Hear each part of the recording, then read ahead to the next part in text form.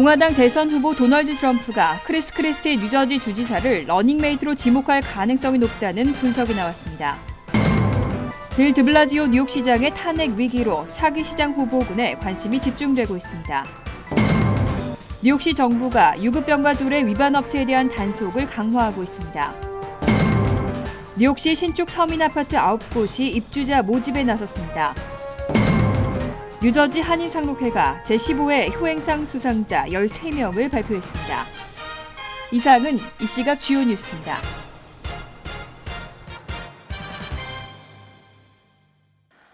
여러분 안녕하십니까? KBN 뉴스입니다.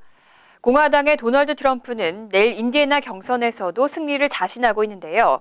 인디애나에서 승리하면 후보 지명이 확정될 것이라는 입장을 밝혔습니다. 이런 가운데 트럼프가 크리스 크리스티 뉴저지 주지사를 부통령 러닝메이트로 지목할 가능성이 높다는 분석이 나왔습니다. 뉴욕타임즈는 1일 트럼프의 러닝메이트 지명에 크리스티 주지사를 가장 유력한 후보로 꼽았습니다. 신문은 크리스티 주지사가 경선 포기 이후 가장 열렬한 트럼프 지지자였다는 점과 두 사람 사이의 오랜 친분을 언급했습니다. 또 크리스티의 행정부 운영 경험 등이 트럼프의 약점을 보완할 수 있을 것이라고 평가했습니다. 그 밖에도 크리스티는 2018년 초에 주지사 임기를 마친 후 연방 정부에서 일할 의향을 밝힌 바 있고 비교적 젊은 나이 때문에 차기 대권을 도모할 수 있다는 점도 가능성을 높이는 요인으로 분석됐습니다. 한편 지난 3월 경선 참여 중단 후 트럼프 지지를 선언한 신경외과 전문의 벤 카슨도 흑인표 등을 고려하면 매력적인 대안이지만 그가 정부에서 일한 경력이 없다는 점이 한계로 지적됐습니다. 워싱턴 포스트 역시 지난달 29일 5명의 공화당 부통령 후보를 제시하면서 크리스티 주지사를 첫 번째로 꼽았습니다. 신문은 트럼프가 뉴욕주 경선 승리 후 크리스티 주지사의 러닝메이트 지명과 관련해 환상적이라고 생각한다고 밝힌 점을 강조했습니다. 빌 드블라지오 뉴욕시장이 선거자금 편법 모금 의혹 수사로 임기 중 최대 위기를 맞고 있습니다. 이 틈을 타 차기 시장 후보군에 관심이 집중되고 있습니다. 데일리 뉴스는 1일 그동안 잠잠했던 정치인들이 드블라지오 시장의 위기를 기회로 내년 시장 선거 도전을 고려하고 있다고 보도했습니다. 드블라지오의 맞설 후보군으로는 스캇 스트링어 시 감사원장과 에릭 아담스 브루클린 보로장, 루벤 디아즈 주니어 브롱스 보로장, 하킴 제프리스 주 하원 의원 등이 후보로 거론되고 있습니다.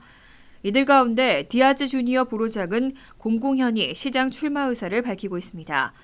게다가 드블라지오 시장과 갈등을 빚고 있는 앤드루 쿠오모 주지사가 지난달 20일 디아즈 주니어의 후원 캠페인을 열기도 했습니다. 한편 스트링어 감사원장과 제프리스 의원은 아직 특별한 움직임은 보이지 않고 있지만 도전 가능성이 높은 것으로 평가되고 있습니다. 또 공화당에서는 부동산 재벌인 폴 매시가 출마 의사를 밝혔습니다. 지난 2014년 4월부터 뉴욕시는 유급병가 조례를 시행하고 있는데요. 시행 2년이 지난 지금도 적지 않은 대기업들이 조례를 준수하지 않는 것으로 나타났습니다. 시정부가 단속을 강화하고 있습니다. 데일리 뉴스는 정보공개법에 의거해 시 소비자 보호국으로부터 유급병가 위반 업체와 벌금 부과 자료를 입수했습니다.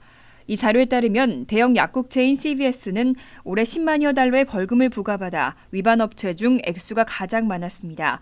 또 보안업체 FJC 시큐리티 서비스와 멀리건 시큐리티도 각각 7만 4,500달러와 3만여 달러의 벌금이 부과됐고 소매업체 달러트리 스토어도 2만 5천 달러의 벌금을 내는 등 올해 첫 4개월 동안에만 총 71만 8천여 달러가 부과됐습니다. 지난 2014년 4월부터 본격적으로 시행된 유급병가 조례에 따르면 1년 기준 80시간 이상 근무하는 직원이 5인 이상인 기업은 근로자들에게 연간 5일 40시간의 유급병가 혜택을 제공해야 합니다. 직원 5인 미만 업체는 무급병가 혜택을 제공해야 합니다. 규정을 위반하면 첫 적발 시 근로자 1인당 최대 500달러, 2년 이내 두 번째 적발은 최대 750달러, 그 다음부터는 최대 1,000달러의 벌금이 부과되고 해당 종업원에게는 받지 못한 유급병가분의 임금 3배에 해당하는 금액을 지불해야 합니다. 뉴욕시 신축 서민아파트 9곳이 입주자 모집에 나섰습니다. 입주 희망자는 뉴욕시 서민아파트 웹사이트에서 지원할 수 있고 한국어 신청서도 제공받을 수 있습니다. 뉴욕시 서민 아파트는 연소득 약 2만 달러에서 14만 달러의 저소득층과 중산층 557개 가구에 입주할 지원자를 모집하고 있습니다. 스튜디오부터 3베드룸까지 정해진 소득 기준을 충족시키면 지원할 수 있고 추첨을 거쳐 당첨되면 입주가 가능합니다. 현재 입주자를 모집 중인 곳은 브루클린 4곳과 맨하탄 2곳, 브롱스 2곳, 퀸즈 1곳으로 일반 렌트의 4분의 1 가격에 렌트가 가능하면서 경쟁이 치열할 것으로 전망됩니다. 브루클린의 윌리엄스버그의 경우 일반 스튜디오 렌트는 $2,000에 달하지만 서민 아파트는 월 $532로 렌트가 가능합니다.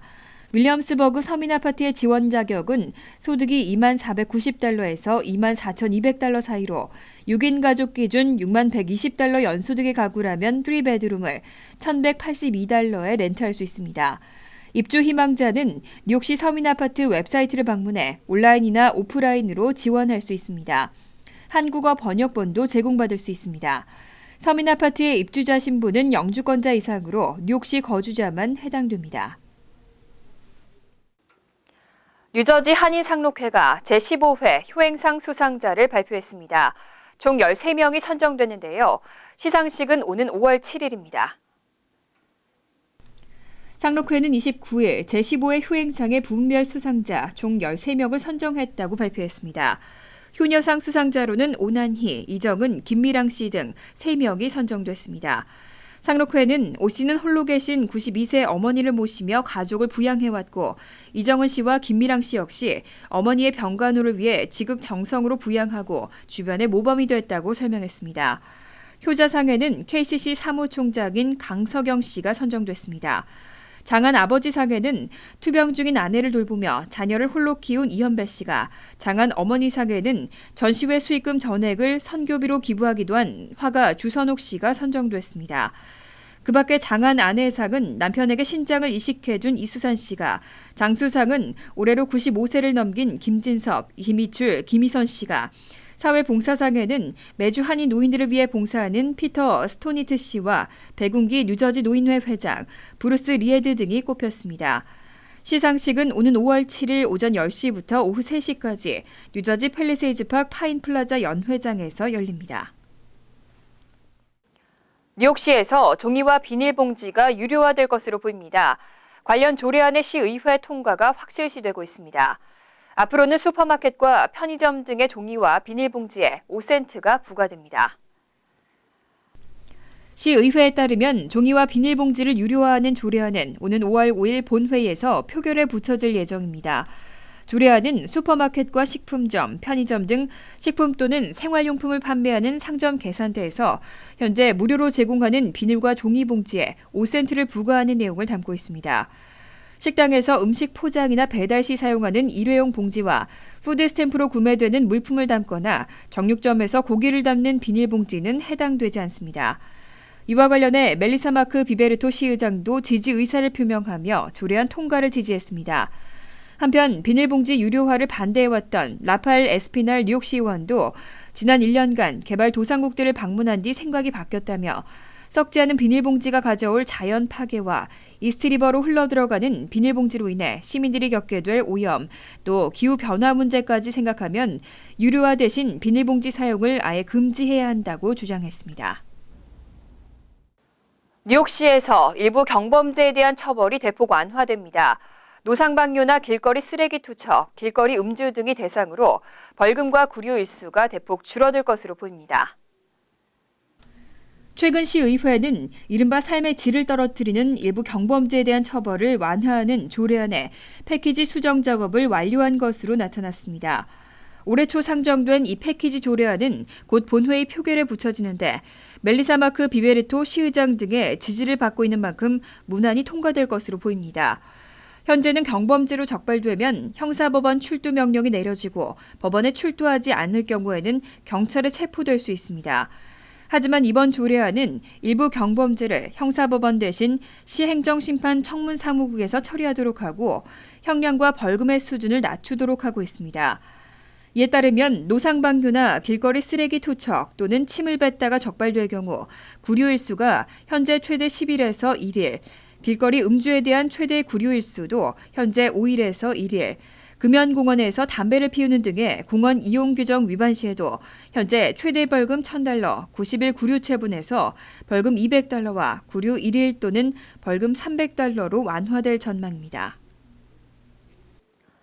미 소아학회는 중고등학교의 등교 시간을 늦추고 학생들의 권장 수면 시간을 보장해야 한다고 권고하고 있는데요. 뉴저지주 교육국이 등교 시간을 늦추는 방안에 대해 주민들을 대상으로 의견 수렴 공청회를 개최하고 있습니다.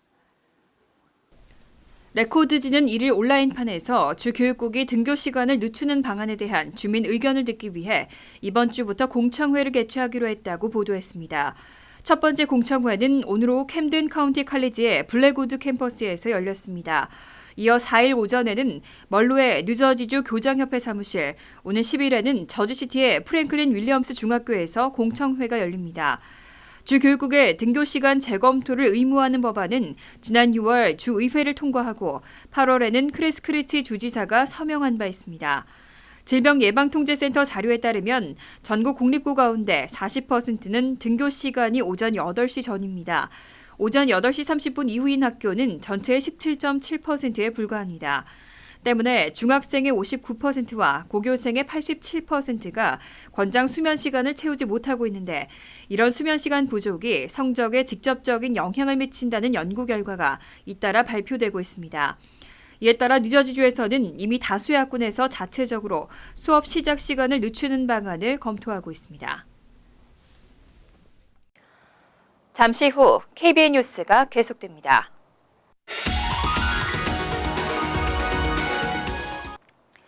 이어서 LA 지역 한인사회 소식입니다.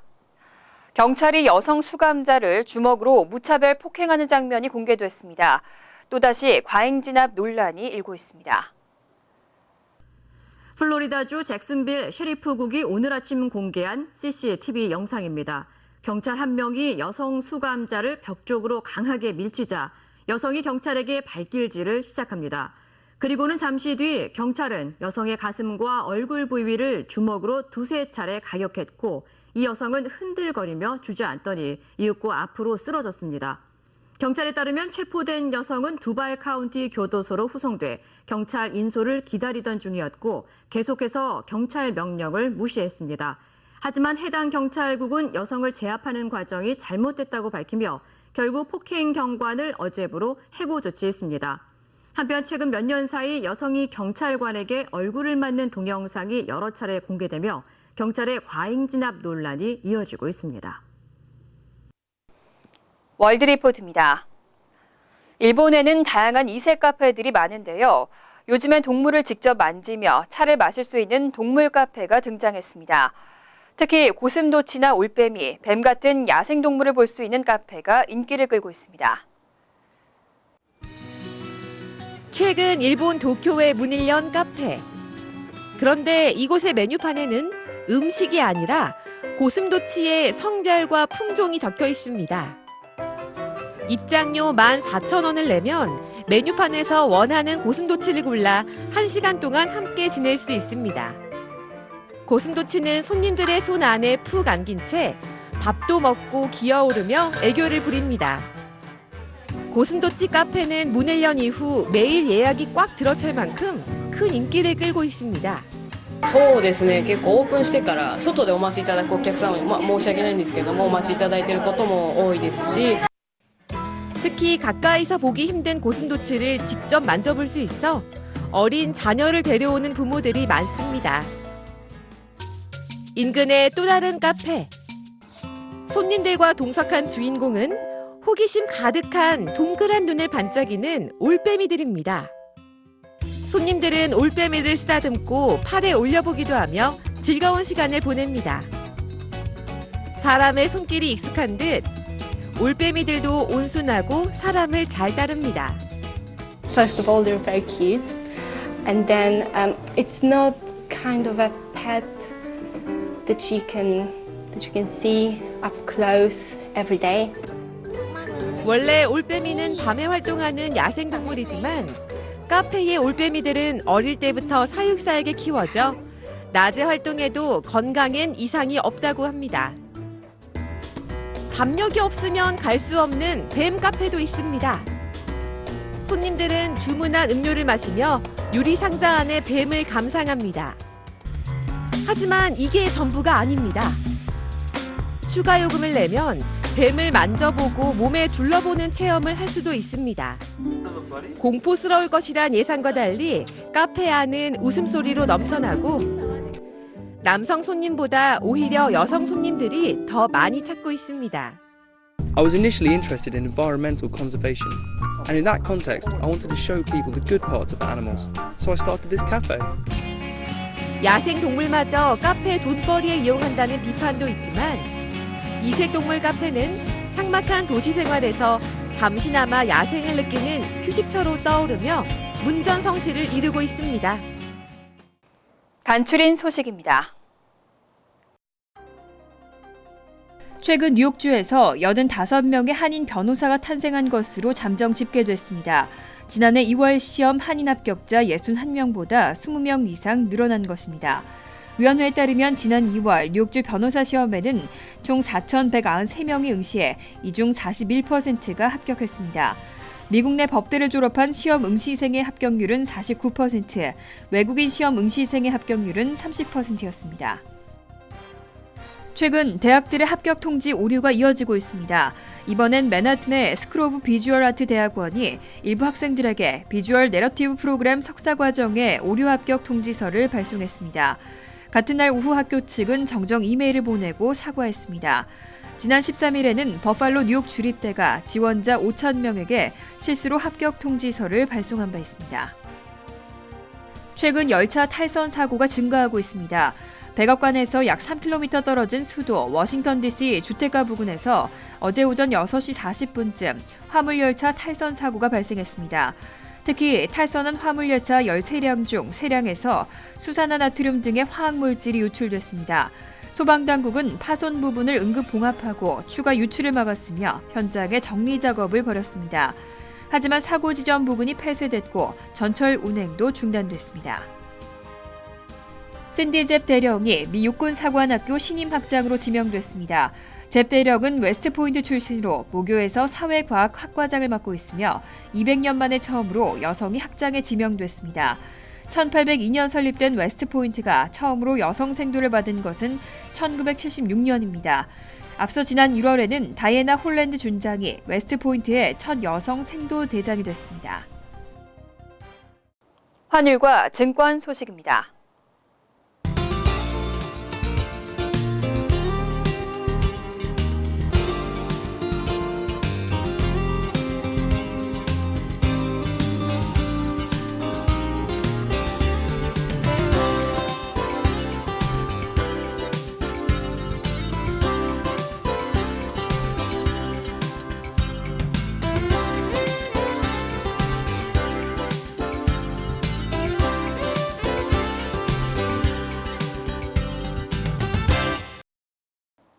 이어서 날씨입니다.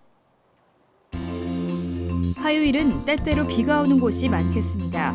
낮 최고 기온은 60도, 섭씨 16도, 밤 최저 기온은 51도, 섭씨 11도로 예상됩니다. 수요일은 구름이 많고 흐린 날씨가 되겠습니다. 목요일 역시 대체로 흐린 가운데 가끔 비가 오겠습니다. 이상으로 KBN 뉴스를 마칩니다.